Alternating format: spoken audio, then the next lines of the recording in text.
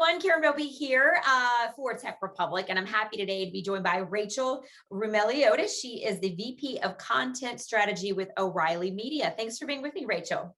Happy to be here.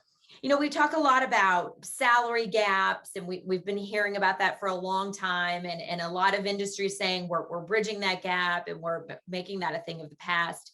O'Reilly Media, you guys set out to do a survey on this, and I want you, we'll kind of dissect a little bit of this survey here and the findings, but right off the top, give us a couple of the highlights that really stood out to you. Sure. Unfortunately, the number one highlight is that compensation for women was significantly lower than men at 84%. Wow.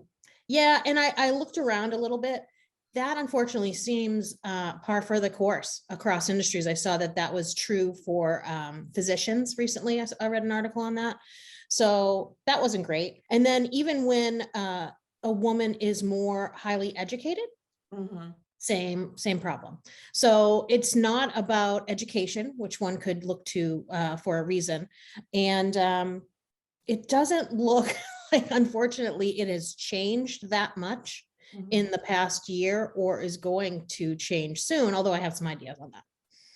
Well, yeah, that's the stressful part here, is that at least when something you say, well, this is the way it's been, but here's why we know it's getting better. But what you're suggesting is, well, that getting better part may not really be there. It really hasn't moved all that much in the data and AI space or tech in general. And I was reading up, I guess in different areas, people have to say what their pay is according to men and women, right? So the UK has done this. They have to report what the salaries are. That hasn't made anything change. I also read something where, so I think we're going to have to take it into our own hands. Like just reporting on that there's a difference, even though, we're like, that's not right. It doesn't seem to be making the change that fast. And so there's a couple of things I read. In Iceland, there is apparently a law now that the gender gap pay has to start to disappear, right? So I don't know if we need to go that far, but just last night, it was reported that Microsoft actually, there was an internal spreadsheet going around where people were putting how long they had been at the company, their compensation, et cetera. Because, there's this taboo, like you're not supposed to talk about what you make, right? Right. So is there a generational change that's happening where, who does that actually serve?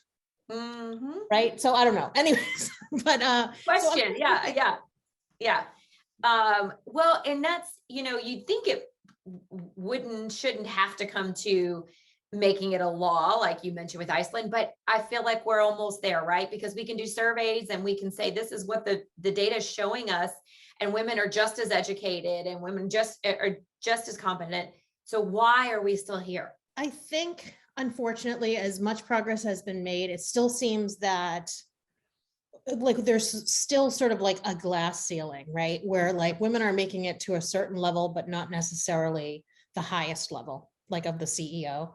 And I think that, sways the numbers a little bit. I think one thing that might help, and I'm sure you've heard about, it's sort of the Great Resignation, right? That how people are kind of like, I want to work, but not for that pay, or I want to do something that is more fulfilling. I think there's a couple of things. One, I think that companies are looking for employees, and especially in the data and AI space, AI specifically, there's not enough AI specialists. Right. So I guess what I would say is know your worth, right? Go and look at what people are being paid for that job or similar jobs in a specific area, although that may change too with remote work, right?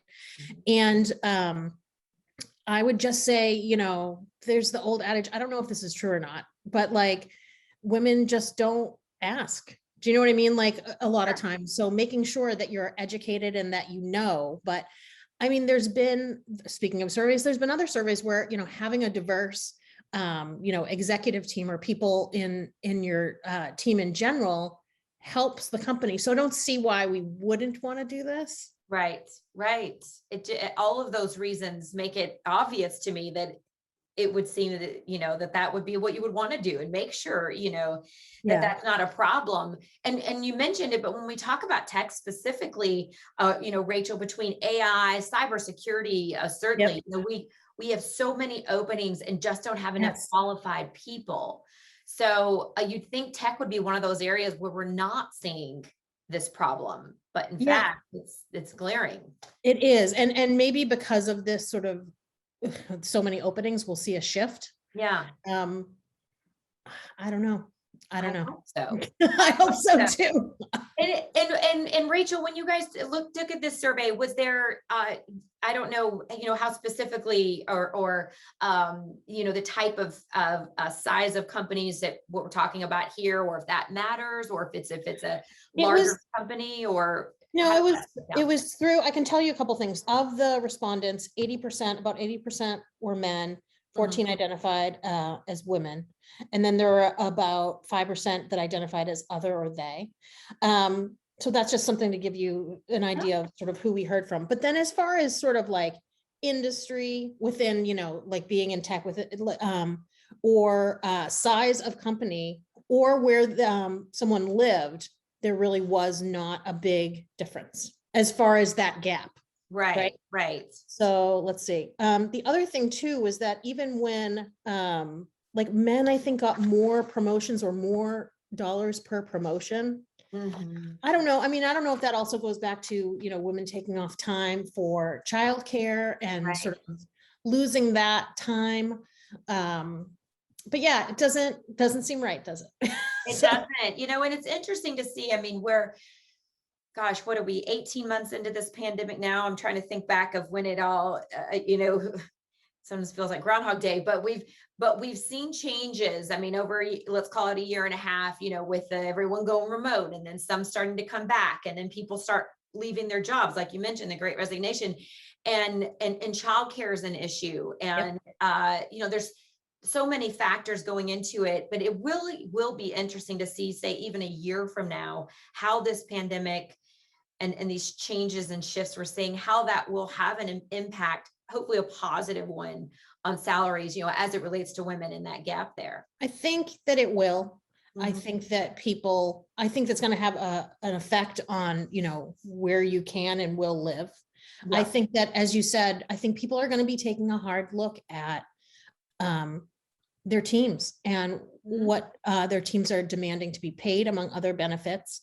And I think, and we do this at our own company. I mean, I feel it's very open at our company. We're very fair across, role and in terms of how long you've been with the company. So I think companies just have to look at the value of their workers and as sort of like agents of getting work done and part of the team, rather than sort of like spots to fill. I just think that there's, and I think, again, I think that's good for a company. I know, there might be an initial sort of crush to, the operations budget, but I think ultimately you'll have happier, more engaged employees. And like I said, you want a diverse workforce because it helps your company. I mean, I think it would be good for everyone. So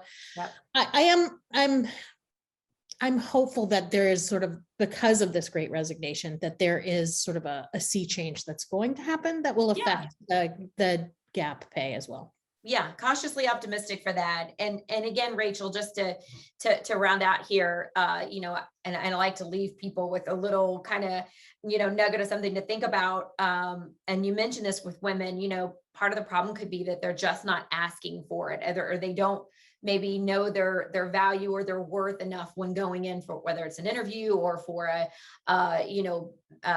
review to see if they can get a promotion or a bump in pay. But I think knowing you're doing research, knowing your value and asking for it, that could make a big difference. I totally agree. Yeah, some things to keep in mind there, Rachel. And again, hopefully a year from now or 2 years from now, when you all do a survey like this, we don't see, we do see a change. That would be a really good thing. Rachel, I really appreciate you being here with us today. Thank you so much. It was a pleasure. Certainly. All right. Well, for much more, you guys, we hope you will check us out on TechRepublic, and we appreciate you watching us here today.